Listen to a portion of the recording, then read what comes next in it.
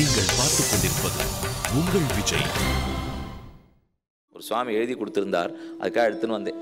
யாரோ ஒருத்தர் கீதா மகாத்மியம் ரொம்ப நன்னா தெரிஞ்சவராம். அவர் மறுபிறவிலே ஏதோ ஒரு குற்றம் நடந்ததுனாலே சண்டாளனா பிறந்துட்டார். அவரை ஊர்காவலுக்கு போட்டுட்டார். அவர் போன பிறவியில் நிறைய கீதையை பாராயணமோ பண்ணிட்டே இருந்திருக்கார். ஆனால் இந்த பிறவியில் அவரை ஊர்காவலுக்கு போட்டா. அவர் தகப்பனார் ஊர்காவல்காரர், அதனால் அவரையும் ஊர்காவல்காரராக போட்டா. தகப்பனார் எங்கேயோ வெளியூருக்கு போக வேண்டிய நிர்பந்தம். அவர் 2 நாள் போயிட்டுறேன்ட்டு போனார். பிள்ளை ஊர்காவல் காக்கிறான். இப்போ அவன் ஏற்கனவே சம்ஸ்காரம் இருக்கு பாருங்க. ஏன்னா பழைய பிறவியில் விடாமல் கீதையை பாராயணம் பண்ணியிருக்கானோ இல்லையோ, அதனால அவனுக்கு அது நல்ல உள்ளம் இருக்கு. இருந்தவன் ராத்திரிக்கு திரியாமான்னு பேர், 3 ஜாமம் இருக்கும். 30 நாழிகை, 10 நாழிகை ஒரு ஜாமம். சாயங்காலம் 6 மணியிலேருந்து 10 நாழிகை, அப்புறம் 10 நாழிகை, அப்புறம் 10 நாழிகை. இதவன் 6 மணிக்கு ஒரு தரம் தட்டியால் என்னன்னா தட்டின்னு போய் சத்தம் போடுவா பாருங்க. பாராவரார் பாராவரார்னு சொல்லணுமோ இல்லையோ.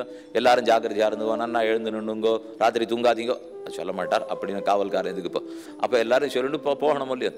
6 மணிக்கு ஒரு தரம் ஒரு ஸ்லோகம் சொல்லிட்டு ஊர் முழுக்க போயிட்டு வந்தான். அதுக்கப்புறம் 10 நாழிகை கழிச்சு திரும்ப ஒரு ஸ்லோகம் சொல்லிட்டு ஊருக்கு போயிட்டு வந்தான். மறுபடியும் 10 நாழிகை கழிச்சு போயிட்டு வந்தான். கடைசியில் வெடியரிச்சே ஒரு ஸ்லோகம் தம்பி போயிட்டு வந்தான். நல்ல ஸ்லோகம் 4 ஸ்லோகம் சொன்னான் பிள்ளை. ஆனால் ஊர்க்காராளுக்கு அது பிடிக்கல.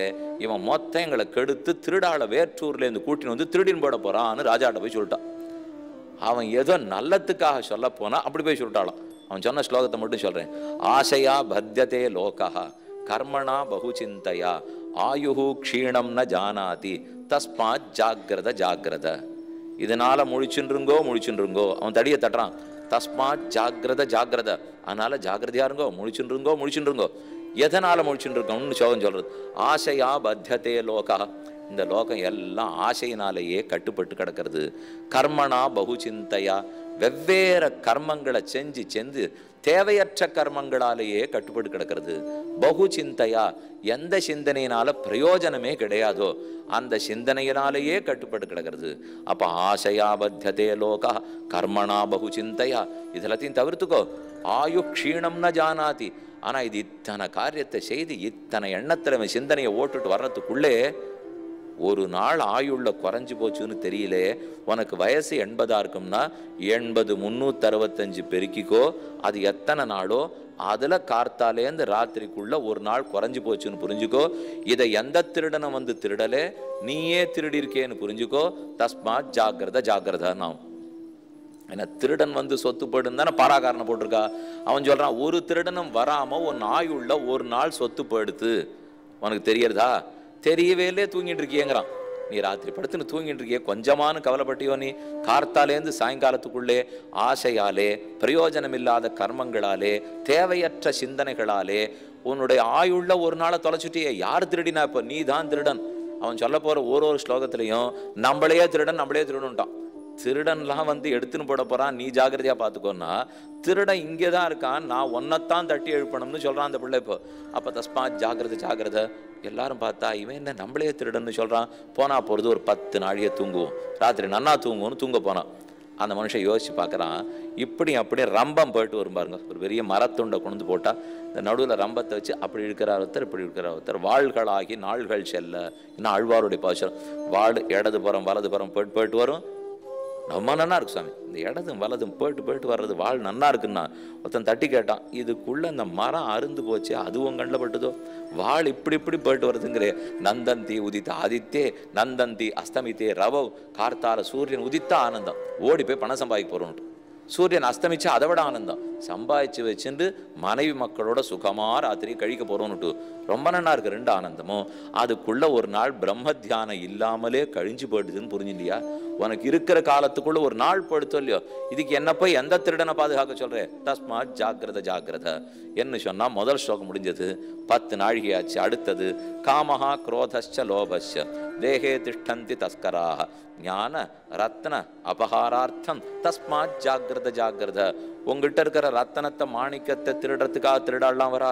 எழுந்துருன்னா எல்லாரும் அலறி புடைச்சின்னு எழுந்து உட்காந்து எல்லாம் பாய் பலகாணி எல்லாம் சுக்கிண்டு எங்க வரான்னார். வீட்டு கதவையே திறக்கலாமா? எல்லாரும் திறந்து வர, முதல்ல கதவை சாத்துங்க, எல்லாரும் வீட்டுக்குள்ளேயே போங்கன்னா. போன உடனே எங்க போய் தேடுறதுன்னா, உன் உடம்புக்குள்ள இருக்கிற திருடனை பத்தி நான் சொல்லிட்டு இருக்கேன். இப்போ எந்த ரத்தனமும் என் வீட்டுல வச்சுட்டு இருக்கலையேன்னா ஒருத்தர். உன் வீடுங்கிற ஆத்மாவிடத்துல ஞானம்ங்கிற ரத்தனம் இருக்கு, உனக்கு தெரியல. விலை மதிப்பில்லாத ரத்தனம் உன் இடத்துல இருக்கு, ஞானம்தான் அந்த ரத்தனம். அந்த ரத்தனத்தை யார் தெரியுமோ திடிய போறா? காமஹா குரோதச்ச லோபஸ்ச தேஹே திஷ்டந்தி தஸ்கராக. தஸ்கரர்கள்னா திருடர்கள். உன் தேகத்துல தான் இது இருக்கு. காமமும் குரோதமும் லோபமும். காமப்படுகிறாய், கோபப்படுகிறாய், பேராசைப்படுகிறாய், இதெல்லாம் திருடன். இந்த 3 திருடனும் சேர்ந்து உங்ககிட்ட இருக்கிற ஞானம்ங்கிற சொத்தை திருட போறான். அந்த ஞானம் தான் உங்ககிட்ட இருக்கிற மாணிக்கம். தஸ்மாத் ஜாக்கிரத ஜாக்கிரத. வெளி திருடால நான் கொண்டு வந்தேன்னு சொல்லாதே, உன் திருடனை நீ ஜாக்கிரதையா பார்த்துக்கோ என்று 2வது ஜாமத்தில் சொன்னா இருக்கிறவாளுக்கு கொஞ்சம் நஞ்ச தூக்கமும் படுத்து இனிமே இவன் 3ஆம் ஜாமம் என்ன சொல்ல போறான்னு என்ன சொல்ல போறான்னு நிஜமா பயம் வந்துடுது எல்லாருக்கும். முதல் ஜாமத்தில் தஸ்மாத் ஜாக்கிரத ஜாக்கிரதான்னா, 2வது ஜாமத்தில் ஜாக்கிரத ஜாக்கிரதான்னா, 3ஆம் ஜாமம் வந்தது மாதா நாஸ்தி பிதா நாஸ்தி நாஸ்தி பந்து சகோதரா அர்த்தோ நாஸ்தி கிரகம் நாஸ்தி தஸ்மாத் ஜாக்கிரத ஜாக்கிரத. 3வது ஸ்லோகம் சொன்னான். அப்படின்னால் ரக்ஷகன் ரக்ஷகன்னு நீங்க யாரையோ நம்பிட்டு இருக்கீள், ஒத்தரும் காக்க மாட்டார்கள். இவனைத்தான் காவலாளியா போட்டிருக்கா. இவன் சொல்றான் எல்லாரையும் பார்த்து, யாரை காப்பாளர்கள் நீங்க நினைச்சுட்டு இருக்கீள்? இப்போ மாதா நாஸ்தி, உன் தாய் காப்பாற்ற மாட்டாள். தாய் காப்பாற்றணும்னா கை பரதனை காப்பாற்றிருக்க மாட்டாளா? அதுலேருந்தே இல்லைன்னு தெரிஞ்சுக்கோ. பிதா நாஸ்தி, தந்தை காப்பாற்றணும்னா ஹிரண்யகசிபு பிரகலாதனை ரட்சித்திருக்க மாட்டானா? அதுலேருந்தே இல்லைன்னு தெரிஞ்சுக்கோ. ஆஹத் மாதா நாஸ்தி பிதா நாஸ்தி நாஸ்தி பந்துகு. எந்த பந்துக்கள்லாம் காப்பாற்றுவான்னு சொன்னா ஒத்தரையும் காப்பாற்ற மாட்டா. பாண்டவர்களை கௌரவர்கள் ரட்சித்தார்கள்னா பந்துக்கள் தானே, ஒத்துருமே காப்பாற்றினதை தெரியலையே. அப்ப அவர்களும் இல்லை. பந்துகு சகோதரா, கூட பிறந்தவன் காப்பாற்றவே மாட்டான். வாலிக்கும் சுக்ரீவனுக்கும் சண்டை, விபீஷணனுக்கு ராவணனுக்கும் சண்டை. இப்படி பார்த்ததெல்லாம் அண்ணன் தம்பிகளுக்குள்ள சண்டையா தான் இருக்கு. அதனால அவர்களும் உன்னை ரட்சிக்க போறது இல்லை. யாரும் வேண்டாம் சுவாமி, எனக்கு நான் சம்பாதிச்ச பணம் இருக்கும், அதானே சொல்றேன். அர்த்தோ நாஸ்தி, அதுவும் உன் இடத்துல நிற்கவே போகிறது கிடையாது. பணம் இருக்கிறதுனால தான் உனக்கு ஆபத்தே வரப்போறது. பார், பணம் காப்பாத்தும் நினைச்சிட்டு இருக்கியா? அந்த செல்வம் உங்ககிட்ட இருக்கிற வரைக்கும் தான் ஆபத்தே உனக்கு வரப்போறது. அர்த்தோ நாஸ்தி கிரகம் நாஸ்தி. எது இருந்தாலும் எனக்கு கவலை இல்லை சுவாமி, எனக்கு வீடு இருக்கு, அதனால மற்றதெல்லாம் கூட நான் அப்புறம் பார்த்துப்பேன்னா. வீடு இருக்கும், ஒரு பூகம்பம் வந்ததுன்னா வீடு எங்கே போகும் தெரியாதே. வீடு இருக்கும்னு இருக்குமே தவிர வீடா எங்கே இருக்க போகிறது? ஒரு வீடு மட்டும்தான் நிரந்தரமான வீடு. அதைத்தான் பெரு வீடு, மோட்சம் மோட்சம்னு சொல்கிறோம். அந்த வீடு கிடச்சி கொடுத்தனா வேணா நீ திருப்திப்பட்டுக்கலாமே தவிர மற்ற இந்த வீடு இருக்கும், போகத்தான் போகிறது.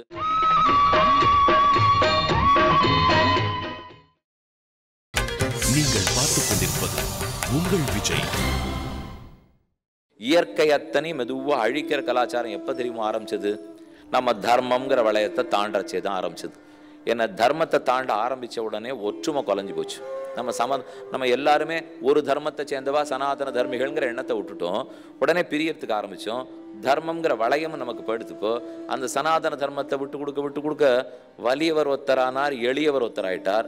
அப்போ வலியவர்கள்லாம் எளியவர்களை நலிய ஆரம்பிச்சா, நம்ம ஜாகிரதையா இருக்கணுமேங்கிறதுக்காக எல்லாரும் வீடு கட்டிக்க ஆரம்பிச்சா, நமக்குன்னு ஒரு ஆதாரம் வேணுமேங்கிறதுக்காக எல்லாரும் மாடி வீடு கட்ட ஆரம்பிச்சா, இப்படியே மரம் செடி கொடி மொத்த பேரையும் அழிக்க ஆரம்பிச்சோம். எங்கெங்க குளம் இருந்ததோ அங்கெல்லாம் வீடு கட்டிட்டோம். இப்போ அந்த வீட்லையும் இப்பவும் குளம் வருது. எங்கெங்க குளத்துல வீடு ஆறெல்லாம் கட்டியிருக்காளோ அந்த எல்லா இடத்துலையும் இப்பவும் மழை பெஞ்சதுன்னா வீட்டுக்குள்ள குளம் வருது. இப்போ குளமா இருந்திருக்கலாம், நான் குளத்தங்கரையில் வாழ்ந்திருக்கலாம், மலையா இருந்திருக்கலாம், நான் மலை குகையில வாழ்ந்திருக்கலாம்.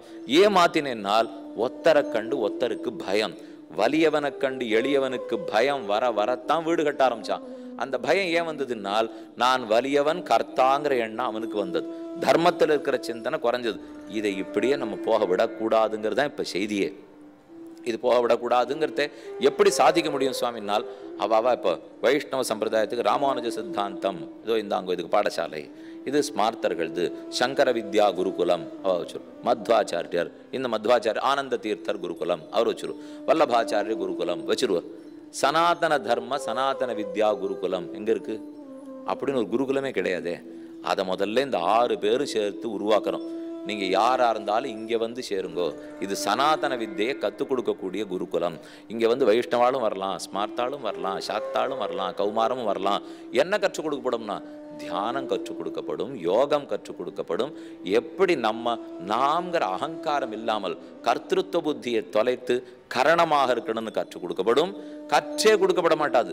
அங்க இருக்கிற வாத்தியார் பண்ணிட்டு இருக்கிற பார்த்து நான் செய்ய வேண்டிதான். நடந்தால் நடந்ததை பார்த்து தான் நம்மளை நாம திருத்திக்கிறோமே தவிர இப்படி செய்யாதேன்னு கோடி காட்டப்படும்.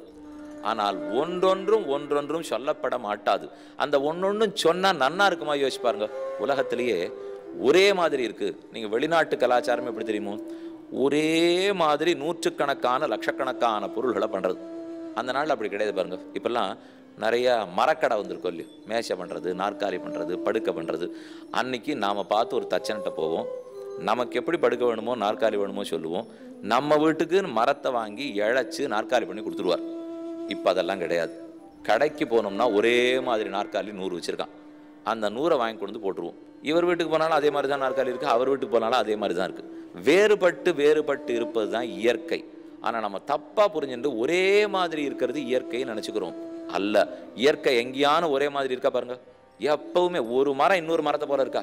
இந்த மரம் வேறையாத்தான் இருக்கும், அந்த மரம் வேறையாத்தான் இருக்கும். ஆனால் அந்த மரத்தை வெட்டி பண்ணுற நாற்காலி மட்டும் ஒன்றா கொண்டணும்னு படுறான் பாருங்க. அப்போ தான் செயற்கை வந்துடுறதுன்னு அர்த்தம்.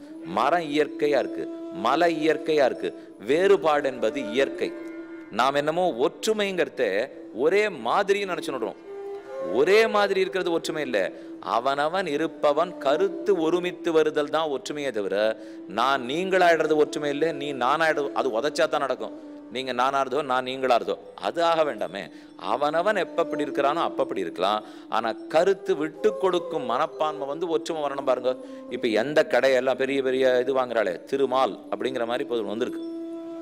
திருவை மட்டும் விட்டுட்டு என்ன வச்சுக்க வேண்டியதான். அப்போ எங்கே பார்த்தாலும் அவ்வளோ பெருசாக கடை திறந்துடுறா. கடை திறந்தா இது 1.5 லட்சம் சதுர அடி, அது 2.5 லட்சம் சதுர அடி, அது 4.25 லட்சம் சதுர அடி, அவ்வளோ இருந்தால் அநேகமாக எல்லாத்துலேயும் ஒரே கடை தான் இருக்குது. யாரும் உப்பு பருப்பு மிளகு அங்கே கொடுக்கவே போகிறதில்லை, அது கட்டுப்படி ஆகாதவளுக்கு. அதனால் மேலே மேலே துணிமணி எல்லாம் இருக்க போகிறது, வாசனை திரவியங்கள்லாம் வச்சுக்க போகிறா. பார்த்தா அதே கடை அதே பேர். சுவாமி ஒரு இடத்துல பார்த்தா எல்லா இடத்துலையும் பார்த்துக்கலாம் சுவாமி, இதில் ஒன்றும் மாறுபாடே இல்லைன்னு விட்றோம். மேலே நாட்டிலே அப்படி தான். ஒரு ஊரில் போய் ஒரு கடையை பார்த்துட்டேன்னா அப்படியே அச்சில வாத்தா மாதிரி தான் அத்தனை கடையும் இருக்கும். இது செயற்கை, என்ன உருவாக்கப்பட்டது. ஆனால் நம்மகிட்ட இருக்கிறது இயற்கை. அவனவன் வேறுபட்டு இருப்பது தான் இயற்கை. வேறுபடாமல் ஒரே மாதிரி இருந்தால் யந்திரத்தனம் ஆயிடாதா? வேறுபட்டு இருந்தால் தான் மனுஷனுக்கு ரசனையே. வேறுபடாமல் இருந்து விட்டாலே அது யந்திரத்தனம். அது மிருகங்களும் ஒரே மாதிரி பண்ண போகிறது, நாம ஒரே மாதிரி பண்ண முடியுமா? அது ஏதோ அச்சேத்தனமும் ஒன்னே மாதிரி பண்ணுவோம், நாம ஒரே மாதிரி பண்ண முடியுமா? அதனால இயற்கையை இயற்கையாக விட்டுடுவோம், ஒன்றாகணுங்கிற தேவையில்லை. மொத்த பேரும் உட்காரணும்னா உட்காரணும் தான். இப்போ உபன்யாசிலே உட்காந்துருக்கீங்களோ இல்லையோ, இந்த சம்பிரதாயத்துக்கே பெருமை. நீங்கள் கேள்றீர்கள், அவரவர்கள் ஒரு மாதிரி உட்காந்துருக்கலாம், ஒரு விருப்பத்தோடு இங்கே வந்திருக்கலாம். இதே மாதிரி தான் நீங்கள் உட்காரணும், இதே உடுப்பு போண்டு வரணும், இதே மாதிரி நெத்திப்பட்டை கட்டிட்டு வரணும், இதே மாதிரி சங்கிலி போண்டு வரணும்னு நீங்கள் யாராலும் சொல்கிறோமா? வந்தால் போகிறோம், அவ்வளவுதான் இங்கே தெரியுமே தவிர ஏதோ இந்த மட்டும் சுவாமிகள்லாம் இவ்வளோ தூரம் வந்திருக்காளே என்ன திருப்தி தான். உட்காண்டிருக்கிறச்சே தூங்காத கேட்கணும்னு கூட சொல்ல மாட்டோம். ஏன்னா நடுவில் தூக்கம் வராப்பில் இருந்து நம்ம என்ன பண்ண முடியும்? அந்த ஜீவாத்மா அந்த பரமாத்மாவோட என்ன தொடர்பு வச்சுட்டு இருக்காரோ அதுதான் அவருக்கு. இதில் நான் யார் குறுக்க பேசுறதுக்கு? இப்போ நல்ல வேளை சனாதன தர்மம் நடக்கிற இடத்துல தூங்குறாரோட சுவாமி, அதுதான் இந்த தர்மம் ஏற்றுக்குமே தவிர இதை விட்டுட்டு வெளியில போய் தூங்கலையே. இங்கே அமர்ந்துண்டு அப்படின்னா பிரம்மம் அனைத்துக்குள்ள இருக்கிறது. எங்க சத்விஷயங்கள் சத்சங்கங்கள் நடந்தாலும் பிரம்மம் இருக்கும். அது இருக்கிற சமயத்துக்கு அந்த இடத்துல அந்த தூக்கமும் பிரம்மானுபவமா தான் இருக்குமே தவிர மாறாதுங்கிற அடிப்படை உறுதி இருக்கிறது தான் இந்த சனாதன தர்மம். அதனால இப்படித்தான் செய்யணும், அப்படித்தான் செய்யணும், இப்படித்தான் குனியணும், இப்படித்தான் எழுந்திருக்கணும் சொல்லவே மாட்டான். அவரவர் தம தமது அறிவறி வகை. அவரவருக்கு புத்தி இருக்கு, அவனவனுக்கு ஞானம் இருக்கு, மனசு இருக்கு. யார் எப்படி நினைக்க போறானோ வந்துட்டு போறான். பசங்களை அடிச்சு வளர்க்கணும் சொல்ல மாட்டான். அவனவன் பிடித்தத்தில் வரணுமே தவிர பகவானே கூட எனக்கு திருவாராதனம் பண்ணல என்ன பண்றேன் பார் சொல்லவே மாட்டேங்கிறார். உனக்கு இன்னைக்கு சனி ஞாயிறு 2 மணி நாள் ஆராதனமா பண்ணு, ஏற்றுக்கிறேன். திங்கக்கிழமை வந்துடுத்து முதல் நாள் அலுவலகம் ரொம்ப சீக்கிரம் 20 நிமிஷமா ரொம்ப சரி. வெளியூருக்கே பட்டே நீ கிடையாதா? பரம திருப்தி, போயிட்டு வான்னு ஏதோ நீ பண்ணினா ஏற்றுக்கிறேன். இப்போ வார கடைசி பண்ணால் எடுத்துக்க போகிறேன், வார நடுவில் பண்ணல குறைச்சி பண்ண போகிறேன்னா சரி. ஆனால் இப்படி இருக்கக்கூடிய பகவான் நமக்கு தாய் மாதிரி இருக்காரே. மாதா பிதா பர்த்தா சரணம் சுகிருத்து கதி இத்தனையுமா பெருமாள் இருக்கிறவர். நாம் பண்ண இத்தனை நாள் குற்றத்தையும் பாராமல் எனக்கு இத்தனை தூரம் நல்லது பண்ணிட்டு இருக்காரு. அப்ப அவருக்கு 365 நாளும் ஆராதிக்கணும். அவரை விடாமல் நித்தியப்படி தளிக பண்ணி அந்த பெருமாள் சாப்பிட்டா தான் நான் சாப்பிடணும், அவருக்கு புஷ்பம் இருந்தா தான் நான் சூடணும். இந்த பாவம் வளர வளரத்தான் மற்ற எதை பற்றியும் கவலைப்படாமல் இவனுக்கும் பரமாத்மாவுக்கு இருக்கிற தொடர்பு பெரிசா எழுந்து நிற்கிறது. இதை விட்டுட்டு நாம் வலியவர்கள்ங்கிறதுக்காக எளியவர்களை நலிய ஆரம்பிச்சோன்னு வச்சுங்க, தர்மத்துக்கு வெளியில போய் பண்ண ஆரம்பித்தால் வலியவர்களும் சுகமா இருக்க முடியாது. ஏன்னா தர்ம பக்கம் இருக்காது இல்லையோ. நாம வலியவர்களா இருக்கோம், எளியவர்களை போட்டு கஷ்டப்படுத்த போறோம்னு நினைச்சு நிற்க முடியாது. என்ன வலியவனுக்கு ஏது வலிமை? பகவான் ஒருத்தனுக்கு தான் வலிமை.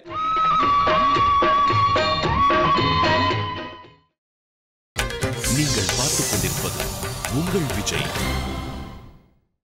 இன்னைக்கு இயற்கையிலே என்னென்னலாம் ஆபத்துகள் இருக்கு, நாட்டை எதிர்நோக்கக்கூடிய ஆபத்து என்ன, அதுக்கு சனாதன தர்மத்தினிடத்துல தான் பதில் இருக்கா, ஏன் மற்றதுல கிடையாதான்னு சொன்னால், இப்ப என்னென்ன உலகளாவி இருக்கிற அளவில் இருக்கிற உலக தழுவி இருக்கக்கூடிய ஆபத்துகள் பார்ப்போம். அந்த ஆபத்துக்கு என்ன முடிவா இருக்க முடியும்னு பார்ப்போம். அந்த முடிவு இந்த 6 கொள்கைகளை ஒத்துண்டா தான் வரும்னு பார்த்துருங்க. இந்த 6 கொள்கையை ஒத்துக்கலன்னு வச்சுங்க, அந்த உலக ஆபத்துகளுக்கு இன்னைக்கு பதிலே கிடையாது. இந்த 6 கொள்கையை ஒத்துண்டு கடைப்பிடிக்க ஆரம்பிச்சிட்டோம், அந்த அனைத்து ஆபத்துக்களையும் நாம் எல்லாரும் நீக்கிடலாம். இப்போ முதல் ஆபத்து என்ன? இயற்கையை இயற்கையா விடலாம். நாம எந்தெந்த விதத்திலே அதுக்கு தீங்கு பண்ணலாமோ, மரத்தை வெட்டலாமோ, கிளைய உடைக்கலாமோ, உலகமே வெப்பமாயிட்டு போறதுன்னு போய் சொல்ற முடியும். அது எல்லாருமே பயப்படுறா. அறிவியல் விஞ்ஞானிகள் கூட பயப்பட ஆரம்பிச்சுடுறா. எப்போ நம்ம சம்பிரதாயத்திலே சனாதன தர்மத்தில் இதுல நடக்கிற எதை கண்டும் பயப்பட வேண்டிய தேவையே இல்லை. அறிவியலுக்கு கூட இந்த பெருமை கிடையாது. அறிவியலுக்கு கூட அதில் இருக்கிற கண்டுபிடிப்புகள் சிலதை கண்டு நிறைய பயப்படுறா. அப்போ அணுசக்தியை கண்டு பயப்படுறது சொல்லிடுறான். அணுசக்தி எத்தனையோ நல்லது பண்ணும், ஆனால் அது கெட்டது பண்ணிடுமோன்னு பயப்படுறாள். பார்த்துட்டே இருக்குமே, அணுசக்தினால என்னென்ன ஆபத்து வருமோ நடந்துட்டே இருக்கு ஒரு வருஷமா. அவ்வளவு ஆபத்து நடக்கிறது என்ன? அப்போ அறிவியல்ல உயர்ந்த ஒரு கண்டுபிடிப்பு, 12,000 கோடி ரூபாய் செலவு, ஆனால் அதனால என்ன ஆபத்து வந்துடுமோன்னு பயப்படுறா. அதே போல பிரம்மம் அணுசக்தியை விட சக்தி வாய்ந்தது தானே. அந்த பிரம்மத்தை பற்றி சொல்கிறது தானே சனாதன தர்மம். ஆனால் இந்த தர்மத்திலே பிரம்மத்தையே நான் பேணலே, பிரம்மத்தையே பாதுகாக்கலே, நாஸ்திகனாகவே இருந்தால் கூட அந்த நாஸ்திகர்களை பிரம்ம உடனே தலையை விட்டுடுவரா, அழிச்சுடுவரான்னு பயமே இல்லை பாருங்க. அப்படி யாரும் பயப்படுறதே கிடையாது. அப்போ அறிவியல் கண்டுபிடிப்புக்கு சனாதன தர்மத்தை தாண்டி இருக்கிறது எதை கண்டாலும் ஏதோ ஒரு விதத்தில் பயம் கொடுக்கும். ஆனால் சனாதன தர்மத்தில் இருக்கக்கூடிய எதற்கும் பயப்பட வேண்டிய தேவையே கிடையாது. பயப்படாது இருந்தால் பண்ணுவாளா சுவாமினால் பயத்தை நீக்கணுங்கிறது தான் இந்த தர்மத்தின் கொள்கையே. அப்படி இருக்கிறச்சே அதுவே எங்கேயான பயத்தை தூண்டுமா சொல்லுங்க? செய்யவே செய்யாது. எதற்கும் பயப்படக்கூடாதுங்கிறது தான் சனாதன தர்மம். ஒரு சுவாமி என்ன பண்ணார், பல வருஷத்துக்கு முன்னாடி, இது நீங்கள் புஸ்தகத்தில் கூட படித்து பார்த்துக்கலாம். அதாவது இந்த வெளியில் வாகனங்கள்லாம் போகிறதுனால ரொம்ப புகை ஜாஸ்தியாக போச்சு, இனிமேல் இந்த யந்திரம் ஓட்டுற வாகனம் எல்லாம் வச்சுக்கவே கூடாது அப்படின்னு ஒரு 10 பேர் சேர்ந்தா, ஒரு மித்த கருத்துடையவர்கள்லாம் சேர்ந்து ஒரு சபா வச்சா. அந்த சபாவில் எதுவாக இருந்தாலும் இனிமேல் நம்ம எக்காரணம் கொண்டு புகை விடக்கூடிய எந்த வண்டியும் வாங்கப்படாது, ஓட்டப்படாது. இந்த சபையினுடைய கொள்கையை ஊரில் பரப்பி ஆகணும் இல்லையோ. அதுக்காக என்ன பண்ணா, வண்டி வாங்கலான்னு ஒரு தீர்மானம் போட்டா. அவருடைய சபை இருக்கிறதே எக்காரணம் கொண்டு புகை விடுற வண்டி கூடாது, புகையினால லோகத்துக்கு நட்டம் ஆபத்து, அதனால கூடவே கூடாதுன்னு சொல்லிவிட்டு என்பதை பிரச்சாரம் பண்ண 4 வண்டிகள் வாங்க வேண்டும் போட்டா பாருங்க. அந்த சபையை ஏற்படுத்தினதே போச்சு. அதே போல சனாதன தர்மத்தை பயத்தை பத்தி பேசவே மாட்டான். நீ இதை பண்ணலன்னா இந்த ஆபத்து சொல்ல மாட்டார்கள். ஏன்னா பயமே கூடாதுங்கிறது தான் இதனுடைய கொள்கை. கண்ணன் கீதையிலே யஸ்மான் நோத்விஜதே லோகா, யாரை கண்டு உலகமே பயப்படாதோ, யார் லோகத்தை கண்டு பயப்பட மாட்டானோ அவன் தான் என் சிஷ்யன், அவன் தான் பக்தன்கிறார். வீதராக பயக்ரோதா ஸ்திததீர் முனிருச்சதே. ராகம் பயம் குரோதம் இந்த 3ஐயும் தவிர்த்தவன் தான் ஸ்தித பிரஜன், அவன் தான் முனி, அவன் தான் பக்தன்னால் அந்த பயத்தை ஞான கண்ணன் உருவாக்குவரா? ஒரு நாள் செய்ய மாட்டார். வீரத்தை உருவாக்குவர், விவேகத்தை உருவாக்குவரே தவிர பயத்தை அவர் கொடுக்க மாட்டார். அதனால இந்த சம்பிரதாயமே அடிப்படையில் பயம் வேண்டாம், கோபம் வேண்டாம், ராகம் வேண்டாம் என்ன இருக்கக்கூடியது. இப்போ நாம அந்த சுவாமி ஒருத்தர் ராத்திரி வேளையில் தட்டின்றாரே பாராக்காரர், அதுல இருந்த மூலியம் அந்த கதையை என்னன்னு முடிச்சுடுறேன். ஏன்னா அது 3வது ஸ்லோகத்தில் தான் பார்த்துருந்தோம். இப்போ மாதா நாஸ்தி பிதா நாஸ்தி நாஸ்தி பந்து சகோதரா அர்த்தோ நாஸ்தி கிரகம் நாஸ்தி தஸ்மாத் ஜாகிரத ஜாகிரத. 3வது முடிஞ்சு போச்சு. கொஞ்சம் பாதி அர்த்தசயனமாக இருந்தவாளும் இப்போ எழுந்து உட்காண்டா. அவள் ஏதோ பாதியான படுத்துட்டு இருந்தா, முதல்ல அனந்த சயனமாக இருந்தா. அதுக்கப்புறம் இவன் 2வது ஸ்லோகம் வந்த உடனே உத்தியோக சயனமானா, 3வது ஸ்லோகம் வந்த உடனே இப்போ அர்த்த சயனமாக இருந்தா, 4வது ஸ்லோகத்துக்கு அமர்ந்த திருக்கோலமாக ஆயிட்டா. எல்லாரும் எழுந்து உட்கார்ந்துட்டா. கடைசி 6 மணிக்கு விடிய போகிறது. ஜன்ம துக்கம் ஜரா துக்கம் ஜாயா துக்கம் புனப்புனா சம்சார சாகரம் துக்கம் தஸ்மாத் ஜாகிரத ஜாகிரத. நீங்கள் எல்லாரும் காலங்கார்த்தால எழுந்துட்டு இருக்கீங்களே, உங்களை பார்த்தாலே ரொம்ப துக்கப்படுறாப்புல இருக்கே, நான் என்ன பண்ணுவேன்னா காலங்கார்த்தால் நான் எழுந்திருக்கிற சமயத்துக்கு ஒருத்தர் நேரம் என் வாசல் படிக்க வந்துட்டு பார்த்தாலே துக்கம் அடியறதே, என்ன பண்ணுவேன்னு எனக்கு கோபம் வருமா வராதா? அவரவர்களுக்கு தான் பயப்பட்டா. என்ன பயம்? நீ தான் துக்கம், உங்ககிட்ட இருக்கிறதெல்லாம் துக்கம். நான் என்ன துக்கம்னால் ஜன்ம துக்கம், நீ பிறந்ததே துக்கம்தான். ஜரா துக்கம், மூப்படைவதே துக்கம்தான். ஆணுக்கு பெண்ணும், பெண்ணுக்கு ஆணும், கணவனுக்கு மனைவி, மனைவிக்கு கணவனுமே துக்கம்தான். ஒருத்தருக்கொத்தர் துக்கம்தான். சம்சார சாகரன் துக்கம். ஏன் இது இத்தனை துக்கம் தெரியுமோ? நீ வாழற பெரிய வீடே துக்கம்தான். நீ இருக்கிற சம்சார சாகரன் துக்கம். தஸ்மாத் ஜாகிரத ஜாகிரத. அதனால் நீ சம்சாரத்துக்குள்ள ஜாகிரதையா இருக்கிறது எப்படின்னு பார்க்கணுங்கிற சம்சாரத்தை கண்டு ஜாகிரதையாருன்னு நான் சொல்ல வந்தேனோ. ஏன்னா நம்ம இருக்கிற சம்சாரத்துக்குள்ள ரொம்ப ஜாகிரதையா, சம்சாரம் தான் ஆபத்தே. அது நீ அதுக்குள்ள ஜாகிரதையா இருக்கணும், உள்ள ஜாகிரதையா இருக்கணும்னா சம்சாரம் தான் ஆபத்து. அதை கண்டு ஜாகிரதையா இருக்க பழங்கிக்கோன்னா ஒத்தொத்தர் அல்லாடி போயிட்டா 4 ஸ்லோகத்தை பார்த்தவா கடைசியில நம்ம மொத்த பேரையும் திசை திருப்பி இவன் வேற ஊர்லேருந்து திருடாளை கூட்டு வந்து திருடின்னு போறான்னு நினைச்சிட்டாவா. ஏன்னா இவன் இப்போ மொத்த புத்தியை மாற்றி விட்டானோ இல்லையா. அவன் நாமெல்லாம் ஜாகிரதையாக இரும்பொட்டியை பார்த்து ராத்திரி முழுக்க பார்த்துன்னு வந்து போட்டி மாணிக்கம் ஒழுங்கா இருக்கா, முத்து ஒழுங்கா இருக்கா பார்த்துட்டு இருப்போம். இவன் திடீர்னு ஆயுசு ஒழுங்கா இருக்கா பார்த்துக்கோ, உன் உயிர் ஒழுங்கா இருக்கா பார்த்துக்கோ, உன் சம்சாரம் ஒழுங்கா இருக்கா பார்த்துக்கோ, நீ ஒழுங்கா இருக்கா பார்த்துக்கோன்னு சொன்னா நமக்கு உடனே புத்தியே வேற எங்கேயோ நினைக்க ஆரம்பிச்சுடுத்தோம் இல்லையோ. நினைக்க ஆரம்பிக்கவே அவாவா பயந்து இது ஏதோ திட்டம் போல் இருக்கு அப்படின்னு ராஜாட்ட போய் இந்த பிள்ளை இந்த மாதிரி பண்றான்னு சொல்லிட்டா ராஜாவுக்கு கோபம். என்ன சொல்லியிருக்கான்னு அவனுக்கு தெரியாது. மறுநாள் காலத்தால பாராக்காரனை கொண்டு வர சொன்னார். அவன் வந்தவன் கையில் பெரிய தண்டத்தோட நின்று இருந்தான். பார்த்த ராஜா, என்ன சொன்னேன் நேற்று ராத்திரி என்னமோ எல்லாரையும் குழப்பிட்டியாமே, வெளிநாட்டில் இருந்தெல்லாம் திருடாளை கொண்டு வந்தியாமே. ராஜன்னு இந்த 4 ஸ்லோகம் தான் நான் சொன்னேன். என்ன இந்த அர்த்தத்தை ரொம்ப நிதானமாக எடுத்து வரைத்தான். ராஜாவுக்கு பகு சந்தோஷம்.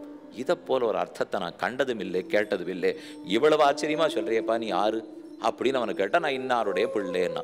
உனக்கு எப்படி இத்தனை அர்த்தங்கள் தெரிஞ்சது? எனக்கே தெரியலையே, நீ போய் இத்தனை தெரிஞ்சுருக்கே, எங்கே தெரிஞ்சுருக்கேன்னா எனக்கு சம்ஸ்காரம், நான் பழைய ஜென்மத்திலே கீதா பாராயணத்தை விடாத பண்ணியிருக்கேன். அதில் தான் எனக்கு பயமும் படுத்து, ராகமும் படுத்து, கோபமும் படுத்து. எனக்கு எதை கண்டும் பயம் இல்லை, நேர்மையில தான் என் புத்தி, சத்தியம் மட்டும்தான் பேசுவேன், தயை சிந்தனை தான் எனக்கு, வேற ஒன்றும் எனக்கு தெரியாது, நான் தர்மம் தெரிஞ்சவன் என்று அந்த பிள்ளை சொன்னான். ராஜா உடனே அவன் கிட்டக்க வந்து, நீ ஏதான ஒரு ராஜ்ய காரியத்தை எடுத்துக்கணும், உன்னால் இந்த ராஜ்யத்துக்கு நிறைய லாபம் இருக்கு, அதனால நீ ராஜ்ய சேவகனா இருக்கணும்னார். அந்த பிள்ளை கலங்காக பதில் சொன்னான், அதை நான் எடுத்துட்டேன்னு வச்சுக்கோ, இப்போ நான் சொன்ன எல்லாத்துக்கும் அதுதான் விரோதமாக போடும்னா. நான் ரொம்ப நன்னா எடுத்துப்பேன், ஆனால் எடுத்துன்னா நான் சொன்ன ஸ்லோகத்துக்கு நானே விரோதமாக போகிறதா அர்த்தம். வேண்டான்னா ராஜா இன்னும் இறங்கி வந்தார். இல்லை, அப்படி சொல்லக்கூடாது, மக்களை திருத்த வேண்டியவனு நல்லவாளுக்கு பொறுப்பு இல்லையா? ஏன்னா உனக்கு என்ன நல்லது தெரிஞ்சதோ அதை எல்லாருக்கும் நீ சொல்லிக் கொடுத்தாகணுமே, அதுக்காகத்தான் ஏதான ஒரு காரியத்தை எடுத்துக்கோ அப்படின்னு சொன்னால் யோசிச்சு அவன் அந்த ஊர் பாராக்காரன் பதில் சொல்கிறான், எங்கெங்கெல்லாம் சிறை கைதிகள், தூக்கு தண்டனை கைதிகள்லாம் இருக்காளோ அந்த கைதி இருக்கிற அந்த சிறைச்சாலைக்கு என்ன அதிகாரியாக போடுனா. எல்லாத்தையும் விட்டுட்டு இருக்கிறதுல தூக்கு தண்டனை கைதிகள் இருக்கிற சிறைச்சாலைக்கு போடுங்கிறியே, சரி நீ ஆசைப்பட்டதை நான் தடுக்கல போ என்ன சொல்லி போயிட்டு அவள் எல்லாரையும் கூட்டு உட்காத்தி வச்சுட்டு இதே 4 ஸ்லோகத்தை அவள்கிட்ட சொல்ல ஆரம்பித்தான்.